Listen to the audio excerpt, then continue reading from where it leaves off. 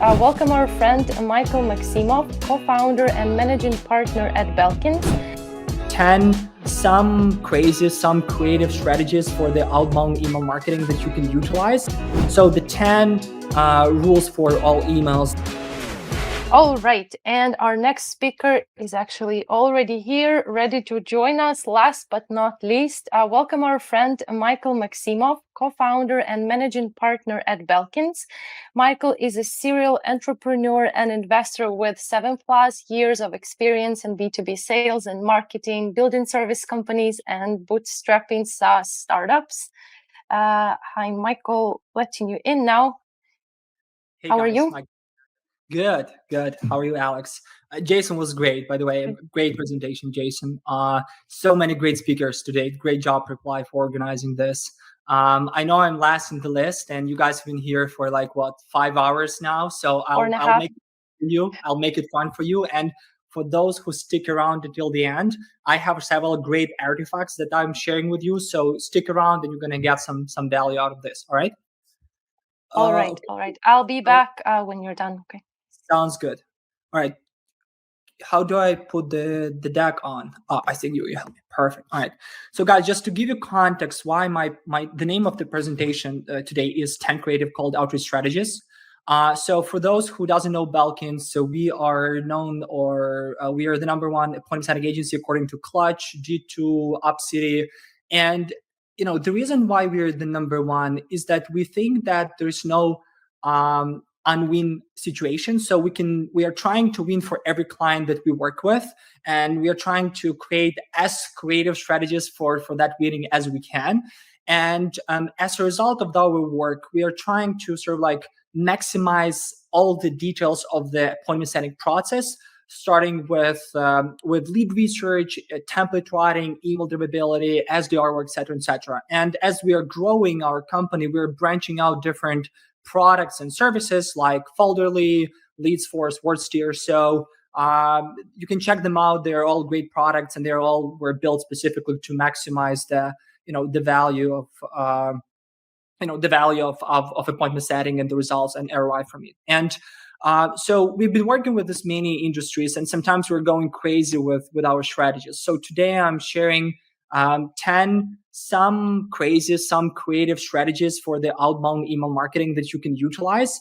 And at the end of this, I'm putting the link to all of them, so you can click and you can go and you can use some of them for your internal process. All right. So I don't have a lot of time, so I'm just jumping into this. So the first one, we call this one referring me to the right person approach. So we all know that it's hey, I'm looking for the right person, let me know, etc.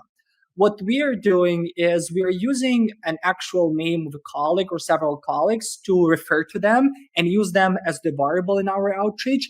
And because we are referring to them to the title, who might be a decision maker as well, in our email copy, it creates a certain additional personalization, and it helps a lot to sort of get that open rate higher, etc. A few things that really need to be that are important here is that if you want to use this approach, you definitely need to have at least 3 to 3 contacts in your spreadsheet for you to reach out to at the same time. And then again, this approach actually works really well, and and it can be used for a great variety of different industries. The next one we're calling I'm an assistant, and I was asked to reach out. So essentially, we're creating an assistant, or if we have an assistant, let's say whose name is Jennifer, and we are emailing a prospect on behalf of Jennifer, or on behalf of let's say Jennifer's my assistant, right? On behalf of myself to sort of to get a call and discuss the partnership, etc. And you can see here on this template that it's more formal.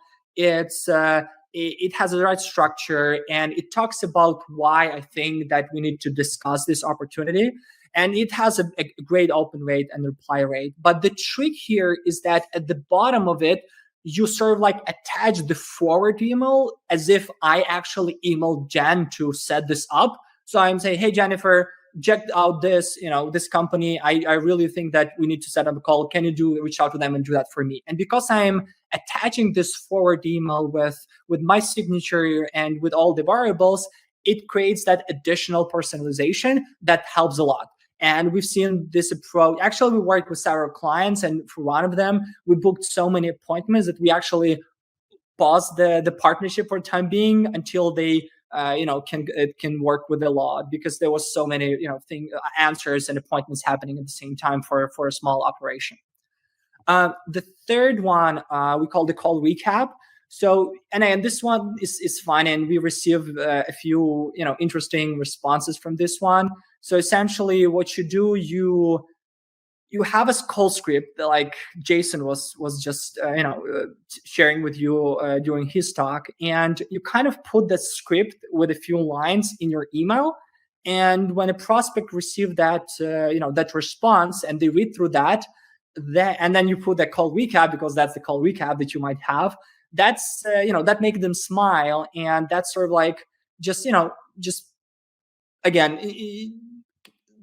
when the responses that we received were like, oh well, this is the creative approach, I like it, okay, let's discuss, let's talk. Or they are asking some question, they're engaging, right? Because sometimes you just really wanted them to put your name in front of them and make them smile and make their day, and then you can have the conversation with the rest, follow up, etc., etc. So this one is it's 49% open rate, 10% reply rate across the board, but it's nice, and sometimes you can utilize that if you're out of option. But I decided that I definitely want you guys to see this, because that's a nice one, a creative one.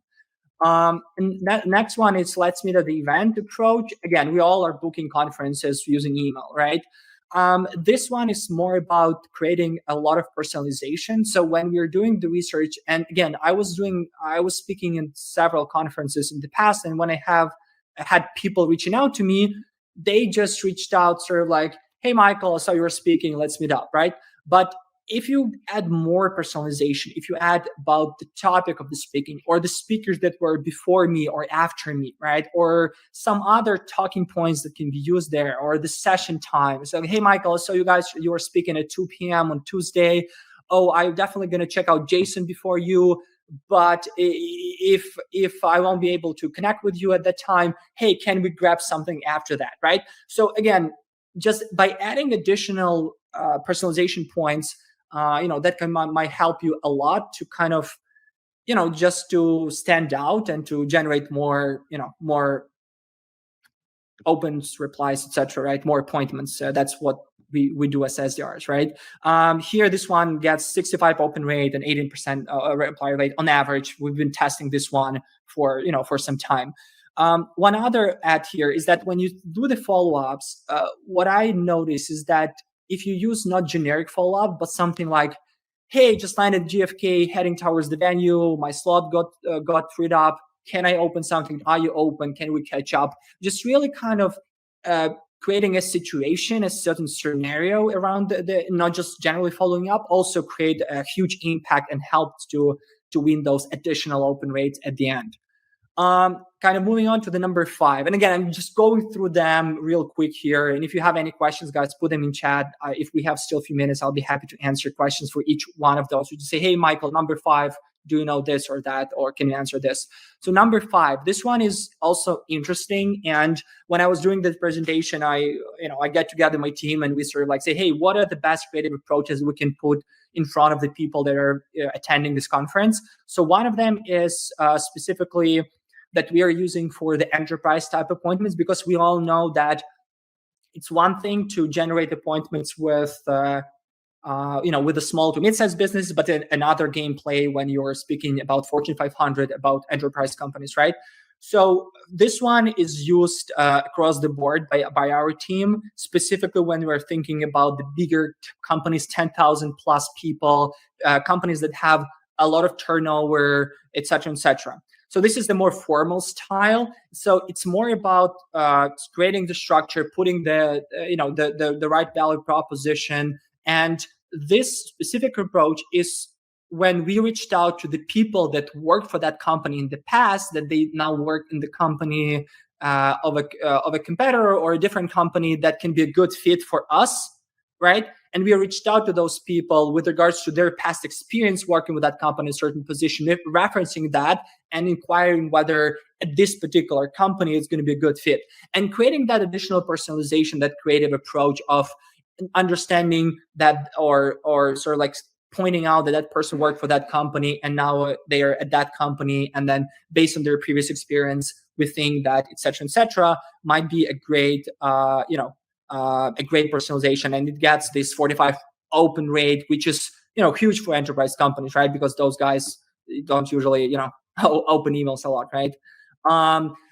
Then this one is called negative review approach. So basically what you do, you research, use the platforms like Clutch or G2 or any other review platforms where there are reviews about the product or service. You find the company that, or you find, for example, you go and you research your competitors, and then you find the people that left their negative reviews, and you sort of like reference their negative reviews, or if their colleagues left the negative reviews in their email, pointing out whether you can do the better, or if they can discuss this, or if they're still looking for the replacement, etc. In that way, again, you create a great personalized approach, and we've seen that this is a good solid approach that generates 47% open rate, and that you can have a very strong UVP in comparison to the competitors that you are against in your email, etc. Another one is create internal competition approach. I didn't think about this approach myself, but one of our account managers just pointed that out. So the way the approach works is you reached out to a person, or you invite someone to the call, or you are, let's say I have a CMO and director of marketing, right? So I reached out to director of marketing and I invited them for a call. They might don't respond, but then I reached out to a CMO saying that I invited director of marketing for the call, and whether CMO could join us, and generally maybe the CMO would be the better person to discuss this, right? So this is very similar to the referral approach, but instead of just referencing that is that other person is a good person to talk with, this approach is more about that already been, that the person invited, that I discuss with someone, or I send information to someone, I want them to send it to you because maybe you are the right person, maybe you are my guy in the company that I can talk to. And by the way, this is a psychology thing sometimes, because obviously we all want to be important and we want to be decision makers in certain process, and we all want to share this. So I receive an email like that, that, hey, my partner Vlad can be a responsible person. I share this with Vlad. I say, hey Vlad, did you see this email? He say, yeah. Hey, did you check this out, guys? I went through their website, etc. So I put everything in motion just by creating that internal competition. Again, great approach, but requires several prospects per company to reach out to and have a very nice management of leads in your CRM. Number 8, I have a good time. All right, because sometimes when I do the presentation like this and people say, hey, you have 20 minutes, Michael, I'm on the third slide and it's been already 30 minutes. So I'm trying to, to make sure that we are within the schedule here. So number 8, personal experience with an industry problem. This one is also interesting because sometimes when you think about the unique value proposition, we think about our product or about our service, but we sometimes forget about the pain point, about the problem we're trying to solve. And if we make this problem personal, or the problem that the client has or the pain point has personal, and share that personal story, that might create a certain additional, that might create certain additional personalization that we thus require to be able to, to engage with prospects and kind of stand out and generate that additional open rate. So make this personal, underline one major problem in the industry, and don't sell. It's more about the inquiry or possibility of the discussion, right? Because we all know that the times that we are using email or cold email as the sales rather than the relationship building mechanism, long gone. So we really need to make sure that it's more about the relationship, more about the problem, rather than just by purely selling or purely marketing certain product, right? This email gets us 45% open rate and 9% reply rate. All right, so number 9, a newcomers approach. And again, every approach that you see here is around personalization, how personalized you can be here. And sometimes when we are wearing many hats as SDRs, and we really wanted to send as many emails or make as many calls or send as many LinkedIn invites, but at the same time we have this great database. Sometimes we cannot do all that at the same time. So we in our company, we have a lead research position, people that are dedicated to researching leads and creating this great personalization and preparing these Excel sheets for our SDRs. That's why, for example, for this specific approach, we're looking for people that changed their job title or were appointed for a certain leadership role recently, and we are obviously congratulating them with this, and we are kind of pointing out the connection there. And so the trick here is a short message, congratulate, and it works really well again with enterprise companies when you sort of reached out to companies that have a lot of turnover, when they have a lot of leadership roles, and this one sticks, and it has 55 open rate and 12% reply rate. Number 10 here, two people didn't respond approach. This is my favorite because I use it myself several times and it worked a lot.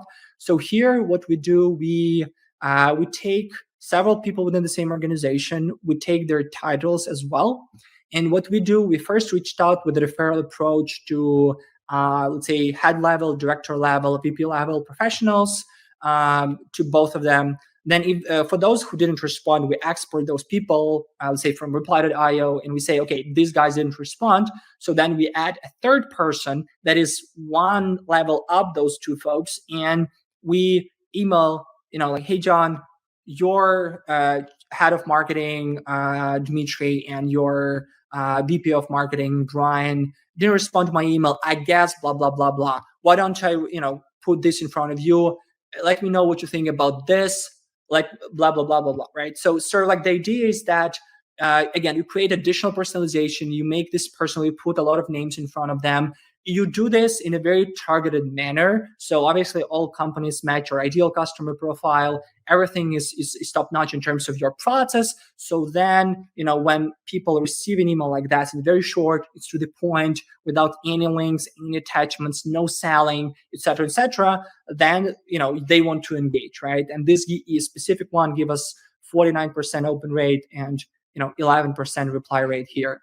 So here is the you can scan it. This is the list to all 10 creative strategies. You can copy and paste them and use them. So again, I skipped through them right now just to give you the idea of what kind of personalization you can get with strategies like this.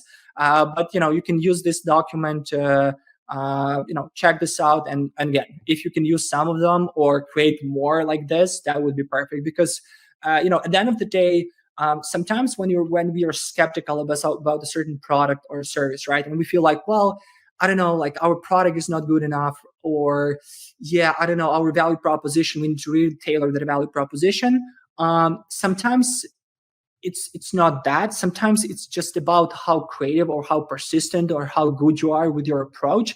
And we've seen that even if we have clients that we are very skeptical when we start, but when we try these different approaches and we find the one that works, and it's not about changing their UVP or improving the product, it's all about the approach, the way you do it, the way you package the messaging, and it works. We are all very like, hey, yeah, we knew that it might work. That's great. So by finding these different creative strategies and by kind of A/B testing and optimizing and looking for different ways, not necessarily, I would say, like scamming or telling the truth in the email, because when you see across all these 10 strategies, you were sticking to your script, you were sticking to your approach. It's just the way you package it, right? The way you put people in front or information in front of the people. This is important. So by doing that in a very creative manner, you can achieve great success. One other artifact that I prepared for you is, so we analyzed about 10,000 emails that we actually sent from reply.io and across thousands of mailboxes across the last year. And we've emailed different industries, thousands of emails going out to different industries. So 10 million emails. And then we've put together an average open rate and average reply rate for the industry that we are emailing to, right? And this is the artifact for you. So check this out. There's a list of all the industry with their average open rate and reply rate based on the 10 million emails that we send with different approaches. And check out which industry has the higher open rate. Because, for example, we highlighted there are a few here, like venture capital, blockchain, alcohol, tobacco. And again, you can cluster them in a more other vertical, professional training and coaching, etc. That has very high open rate. And there are some fews that are like recreational facilities and services, different museums, institutions, and other. And again, I don't know what products you have, guys, but again, we sold to those establishments as well, and we sold them successfully. So again, check out which one, where you guys are, what industry you're emailing to, what's your open rate, and maybe that's going to help you. And if you see that you're below the bar, it means that you can do better with your messaging, with your leads, et cetera, et cetera. One other thing that I wanted to share with you about. So because we've been working a lot with these different creative approaches, we branched out in a certain company or agency called Worstier. The website is worstier.io. The guys that specifically were trained to create these creative approaches. And the Worcester team helped me to put together this list of top 10 general rules for all emails that I really wanted to share with you again as well. It's not the topic of the presentation, but again, you stick around for 5 hours here, so you definitely need to get as much value of this as you can. So the 10 rules for all emails that we recommend, or the Worcester team recommends. So our writers recommend that the subject lines should ideally be 3 to 4 words long max. The shorter, the better. And again, stick to very short ones. Don't create the long ones, right? And sometimes if I use 1 or 2 words, that's perfect. Waves 2 and 4 and all other even number waves are sent in the same thread as odd numbered waves. So it means that sometimes you don't necessarily need to have this huge thread of emails that you send one by one by one. You need to split them. And when you split them, you can create and you can use different additional subject lines for them. Because whenever I receive a sequence of like 10 follow-ups in the same line, sometimes it's frustrating because there's no way I will go through all of them. And if I didn't respond to the 9 of them, I wouldn't respond to that one. So keep this in mind. Wave 2 and 4 and all other even numbered wave have to be between 25 to 50 words long, right? So it means that the second, third, fourth, don't write huge, follow-ups. And try to stick to the short ones. And again, this is based on our stats, based on our numbers. So the wave 1, 3, and 5, and all other odd number waves have to be between 50 to 125 words, so longer, for a quick reading on all devices, comparing to the ones that are shorter. But still, they don't need to be very long because you sometimes, I think like half of us, or maybe 75% of us, are using our mobile to read through or skip through the messages, right? Emails of these lengths are known to be generating 50% more response rate. Again, keep this in mind. Wave 1, 3, and 5 and all other odd number waves have subject lines. So it means that when you split the sequence to a certain different wave, so if you send first and the second wave with one subject line, the third with a different subject line, so they are sent as the separate threads, right? So the 1, 3, and 5 with the dedicated with the different subject lines for higher response rate. The number of questions per email has to be no greater than 1 or 2. And this is the newbie mistake, right? Whenever you create your first sequence, the experience as yours know that if you put 2 questions in front of prospect or 3 questions, they're going to respond to the first or the third one, whichever they decide the best, right, for them. But don't do that. Just put 1 or 2 maximum, better one, and just stick to that one across the board. One storyline, right? You don't just kind of send each email with a different question, with different storyline, so the person don't know what's going on there, right? The number of subject lines per email sequence has to be not greater than 3, right? So here it means that also with regards to the A/B testing, right? Sometimes we want to A/B test everything, but let's stick to several subject lines to A/B test from. Don't create so many of them that you then don't have enough representative numbers to kind of to choose from. The number of paragraphs per odd number waves is no greater than 2, 4. 2, 3 is ideal. So it means that the structure, opening, main body, call to action, that's it, right? You don't create a lot of paragraph, or you don't stretch the email to have wrong formatting, right? They just stick to the right structure. So, that's easy that like people are, whenever you message your colleague or whatever, you say, hey, John, then you do the quick message and then bast or thanks, whatever, right? You don't create that huge email as if it's an email campaign. You cannot use link in the first wave or the email sequence. So we recommend, or the team recommends, that we don't use any links in the first wave or first step of the sequence. The reason there is like you might harm your email readability. You might confuse the prospect. No one's going to click on that. You're going to feel suspicious or fishy or spammy. And there's some other things. And you might not even be relevant. Why don't you send information to the person that's not relevant for it? So it's better not to send it at all. So don't send any links or any attachments in your first email. And then talk more about the prospect and less about yourself. So it means that talk about the problem, about the pain point, about the challenge, etc., etc. Don't talk about you, and don't talk about your product, don't talk about your company. Really, it's about the relationship, about the problem you want to solve, and you are trying to engage because you are interested in someone and you're not interested in yourself. That's why, again, remember that when you do this. All right. So these were the 10 rules for all emails. Hope some of these were helpful. And that's it for today. Here's my LinkedIn connection. I thought this of advance. So if someone wants to connect, go ahead and just scan this, and I'll be happy to answer your follow-up questions or engage on any of my project with you, on LinkedIn. Thanks. Michael, I'll join you for this one here, help you with. We had some questions during your presentation. I think we still have 3 more minutes, so I will kind of help you select the right ones. So there was a question about the meeting booked ratio. So I'll put it up here because you shared some reply rates, open rates. Do you have the idea of how many meetings are booked? Yeah, so I think that across the board, we're looking at between 1% to 2% appointment rate. If we're talking about, the volume-based outreach approach, right? Again, everything goes down to your product, your ICP, you're emailing to small, medium-sized, or enterprise-type companies, et cetera. But across the board, if we're emailing SMBs with a nice set of tools with the right database, then we're looking at between 1% to 2% open rate. So if you are appointment rate. So if you have a list of 500 contacts, not companies, right? Because if you have 2 or 3 contacts per company, so it goes down to 150 organizations. So the list of 500 contacts generate between 5 to 10 appointments on average across the board. Okay. Indeed, sounds good. There was another one regarding the delays that you schedule between your emails. When would you send your follow-ups?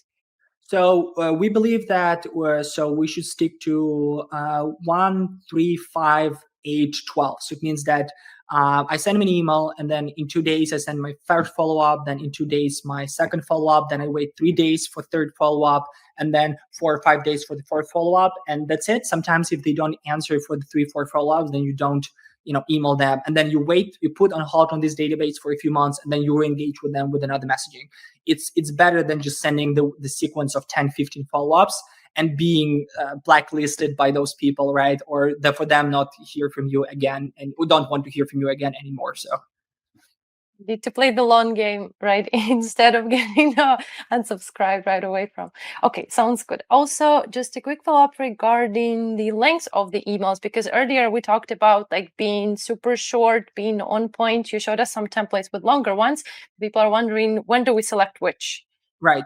So you should stick to your buying persona, and you should stick to their habits, right? So if you're emailing to VP of sales of the enterprise type company where they're very formal, they have a certain process, the structure, they don't like to waste time. So if they open an email, they would better have all the information they need to then this email to be actionable. So if that is the case, then I would stick to more formal type, more longer type, right?